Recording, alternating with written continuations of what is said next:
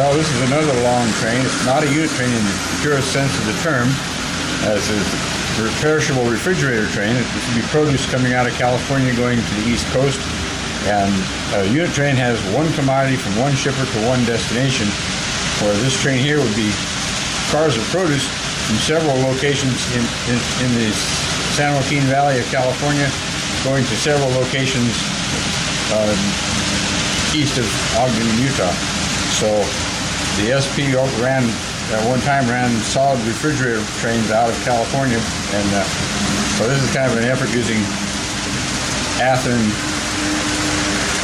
refrigerator cars and locomotives to recreate a train in miniature here. The date of the train with this consist would be about the late 1960s or so, and the trains ran up to just a few years ago when the truckers were able to wrest the perishable produce business away from the railroads.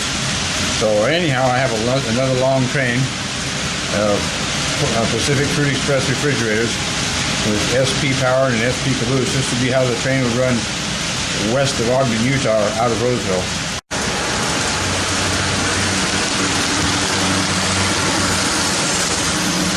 On the head end of the train, we have an SD40, an SD45, and an SD45T-2, all electromotive General Motors power.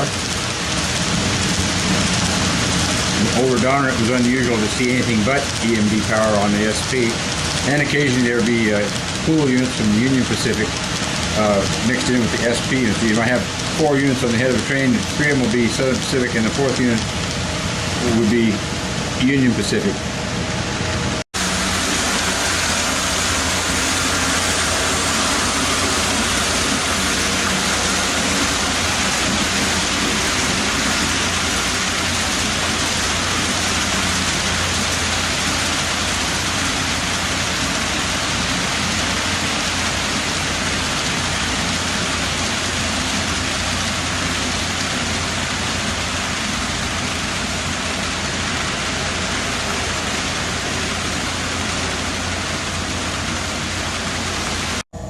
Union Pacific had a steam locomotive numbered 8444. Its original number was 844. It was built in 1943, and it was the last steam locomotive purchased by the Union Pacific. In 1962, it was renumbered from 844 to 8444 to make room for a GP30 with the same number of 844. And when the GP30 was retired, then the 844 got its original number back. The 844 steam engine was never retired on the Union Pacific, but and just to give the UP people something to holler about, I have a Southern Pacific SD40 numbered 8444, as you see here, and there actually was a real locomotive, Southern Pacific 8444, and it was an SD40 purchased in 1966. The following unit is 8818. This is an SD45 from the first batch. Southern Pacific bought 46 SD45s to start out with, and 8818 would be a representative of the first batch. Then the last locomotive here is a SD45T-2, and this was they were having a problem with the SD45s in the tunnels and snow sheds, that the radiators couldn't cool the engines enough, and they'd overheat and shut down. So between Electromotive Division of General Motors and Southern Pacific, they came up with the tunnel motor drive, where the standard SD45 here has the radiator section is here. It pulls the air in from the top and out here, and with the exhaust being right up here, the engines are pulling their own exhaust back in, which is already heated, and so they reversed the procedure. And now, if you notice down at the bottom by the walkway, there's a grill there, and that's where the cool air from lower down would come in, and then they would exhaust it up through the top of the radiator grill. So it's a little different situation there, but it cured the overheating and stalling problem, especially on long trains over the Donner Pass and other places where there was snow sheds and tunnels. So anyway, that's a little bit about the locomotives on the front of the train.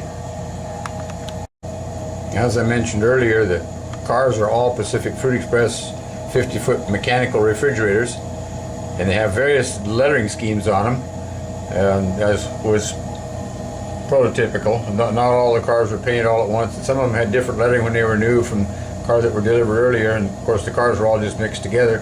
So here's another variation of it here, and this is another variation here of the lettering.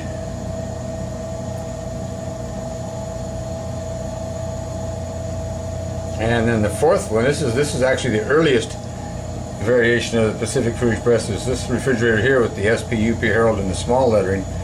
The bigger lettering became more prominent, such as the next car in the line here, as time went on, and the earlier cars were eventually repainted in paint schemes very similar to this, and the cars ran up. You still see a few mechanical refrigerators around, but not like you used to see. And before 1972, there were still ice bunker refrigerators at each end of the car. They were 40-foot wooden cars with steel floors in them, and they had bunkers at each end of the car, which they put ice and salt in, and depending on the amount of salt and the amount of ice, they could get cars down to almost to 0 Fahrenheit, but they had to stop for ice all the time. And there used to be, alongside some of the tracks where ice was made and put in the refrigerator cars, and it depended on what was being shipped. But the frozen food industry was why the mechanical refrigerator cars came out. All you had to do is dial up the temperature you wanted the car to be, and the refrigeration unit would keep it at that temperature all the way from origin to destination. But anyway, we've got a few little variations in the lettering on this train, and it goes around the room quite a little ways too. And so we'll kind of do a quick tour of where the train goes all the way around the layout here. I'm going counterclockwise.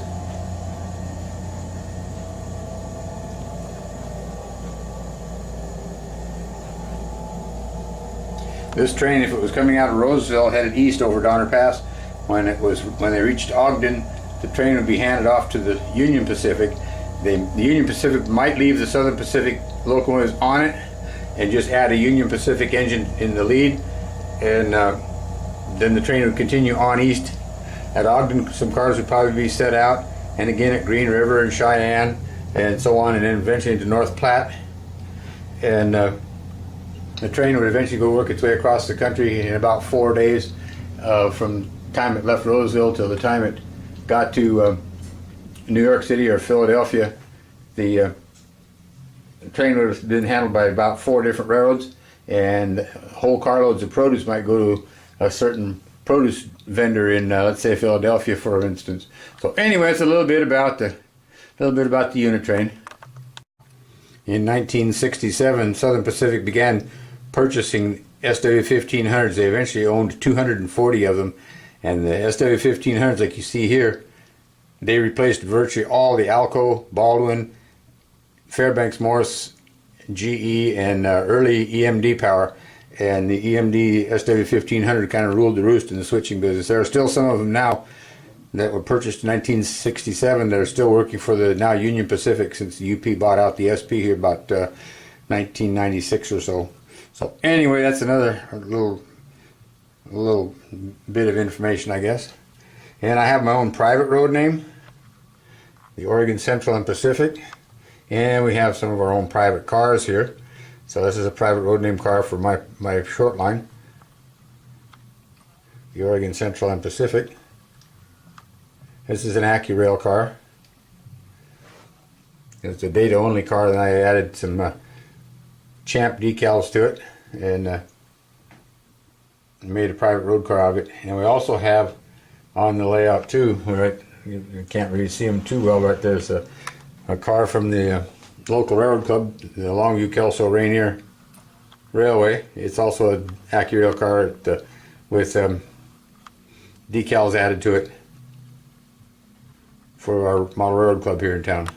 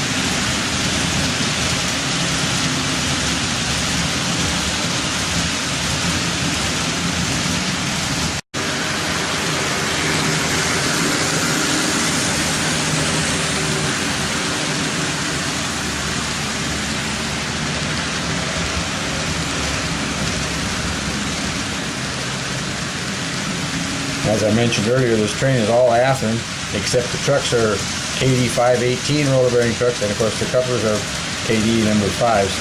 So otherwise, the cars and locomotives themselves are all Athearn products.